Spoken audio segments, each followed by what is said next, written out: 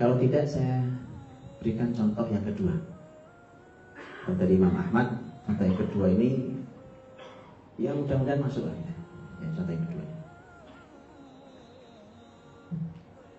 ayahnya Imam Nawawi rahimahullah. Imam Nawawi itu ilmuwan Islam besar, aslinya Suriah, abad 7 Hijriah. Salah satu karya yang sangat dikenal di kita ya Arba'in Nawawi, Riyadhus Shalihin. Dan itu karya tipisnya. Itu masuk Riyadhus Shalihin itu karya tipisnya. Tipis dibanding karya beliau yang lain. Ya, Al-Majmu' Syarah Muhadzab, Al-Minhaj Syarah Sahih Muslim Ibn Hajjaj. Itu teman Riyadhus Shalihin tipis. Apalagi Nawawi, Arba'in Nawawi cuma 42 hadis. Imam Nawawi itu bapaknya pedagang, punya toko. Bukan ilmuwan, pedagang punya toko. Makanya Nawawi kecil itu Bapak Ibu oleh ayahnya sejak kecil diajari jaga toko. Dilatih bapaknya pedagang, punya toko kan, maka harus ada yang melanjutkan. Makanya mulai diajari jaga toko ini. Dan bapaknya ini mengamati, kok anak saya beda ya. Rasa-rasanya bukan di toko di wilayah lain. Karena anak Nawawi itu kalau diajak main temannya dipaksa, kan kecil, dipaksa suruh main nangis dia. Gak mau. Dia lebih senang dengan Qur'annya. Akhirnya bapaknya bilang, udah nak berhenti jaga toko. Bapak cariin kamu guru Qur'an. Nah gitu Pak. Bapaknya enggak. Saya pikir mau diajarin, enggak, cari guru Qur'an. Nah, ini kan cocok sama kita toh. Nah itu maksud saya. Ini maksud saya, mudah-mudahan cocok, mudah-mudahan. Ya. Tapi lahirnya orang mulia sama saja, ya sama saja, nggak apa-apa. Tapi kita serius makanya, yang serius. Saya carikan guru Quran, dicarikan guru Quran. Masya Allah, subhanallah. Benar ternyata. Ini makanya jadilah ayah yang begini Pak, Bu, terutama para ayah nih.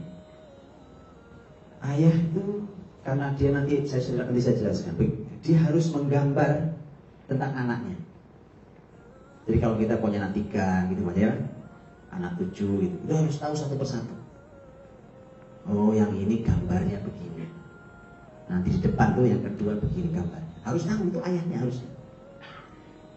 Nanti kalau sudah ayahnya gambar dengan baik, diskusikan dengan sang istri yang hari-harinya mengurusi anak-anak. Ini loh gambar anak pertama. Diskusi itu, gitu. Oh gitu. Nah gimana cara gambar mukanya kayak begini ya? Ada gambar. Nah kalau tidak mengenali anaknya, susah.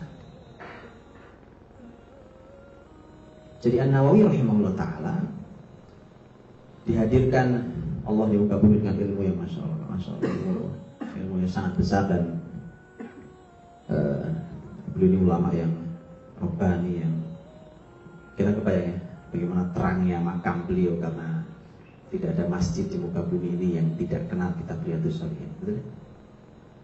Subhanallah. Itu ilmu yang disebut Ustaz Fauzi sebagai ilmu yang bermanfaat. Sudah, itu belajar Quran. Bapaknya tak sudah. Dari kecil anak sudah hafal 30 juz saya. Di tangan gurunya. Sudah terus belajar.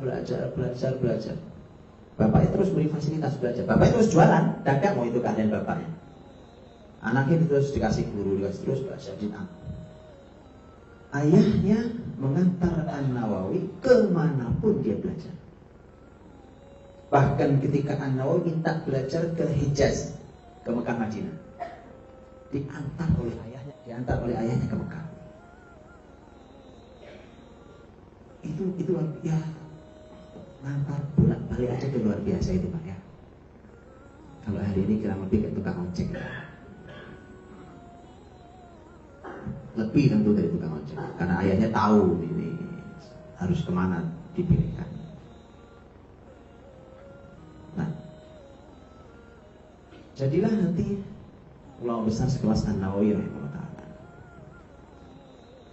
Hal yang mirip, yang serupa adalah ilmuwan besar sekali Imam Syafi'i rahimahullah ta'ala.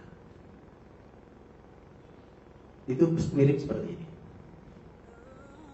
An-Nawawi Asy-Syafi'i rahimahullah taala itu ilmuwan abad 2. Meninggal tahun 204. Asy-Syafi'i rahimahullah kita tahu menjadi akhirnya dengan semua karya besar beliau bahkan menjadi punya madhab Asy-Syafi'i dengan pemikiran-pemikiran beliau luar biasa dan dianut oleh banyak sekali negeri di muka bumi termasuk Indonesia ini. Imam Syafi'i rahimahullah taala beliau itu lahir yatim di jalur Gaza. Lahir yatim di jalur Gaza. Ibunya ini berarti janda, ibunya Syafi'i ini sebatang kara, miskin sekali. Lengkap itu.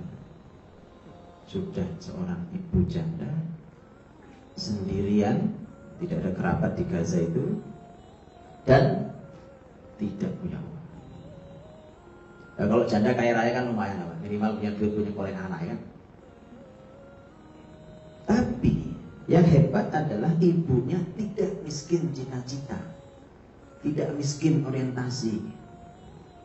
Ilmu juga nggak ada, bukan ilmuwan, seorang wanita ilmuwan juga bukan. Tapi ibunya tahu harus berbuat apa. Makanya ibunya mulai merancang perjalanan anaknya ini. Karena ini anak bertahan di Gaza, yang dia sebatang kara, miskin apa segala macam. Ini bisa jadi nggak jadi apa-apa nih anaknya. Sudah. Akhirnya kan nanti pindah ke Mekah, karena waktu pusat ilmu Mekah.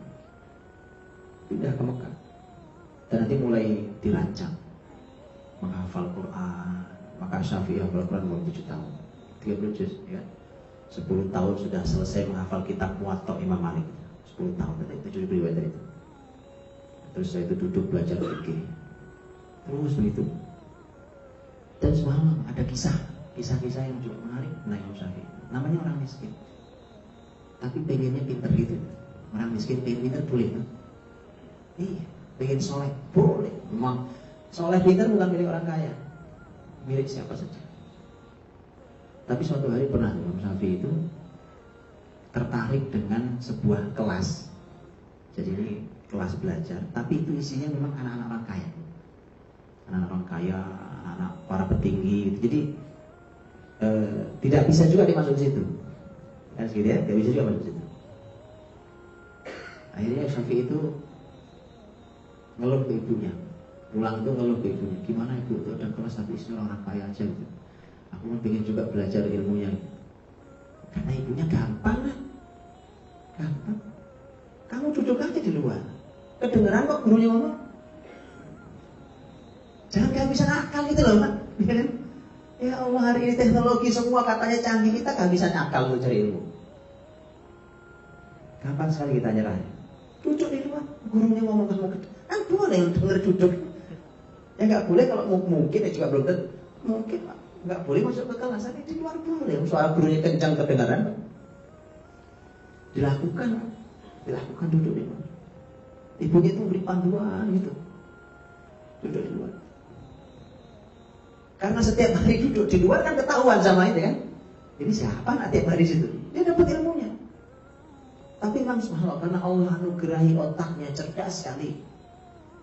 Ini orang jenius. Suatu hari itu gurunya nggak masuk.